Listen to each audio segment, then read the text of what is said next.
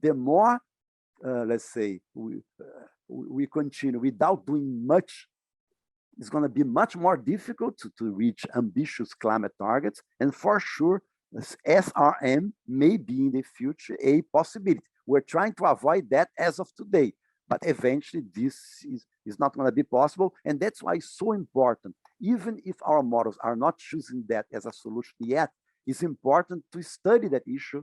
It's important to begin to advance on that, because if in the near future we realize that 1.5 degrees is not possible anymore, only with SRM, we have to have technologies that are mature enough for us to risk trying to deploy them. Let's say we still have a possibility of a world not being warmer, not being hot, and not with the need to rely on SRM. So that's why, let's say, this most recent IPCC report shows exactly that. The window to do that is closing. So the window is not that open anymore, but it's still slightly open. So we still have a chance, let's say, of reaching 1.5 degree without the need to rely on SRM.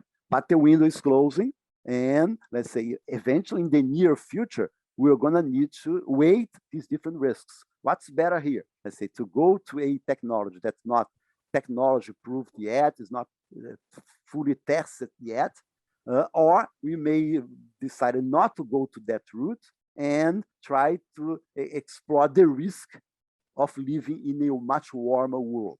But let's say, I would say that we're not at this point in time, but as I said before, I think time is ripe for us to begin to investigate those technologies, to begin to play with that, to construct pilot projects, because eventually, in the near future or in the medium term, we may need to consider that possibility. As of today, I would say most scientists think this is still too dangerous, and we don't fully understand all the implications of doing that.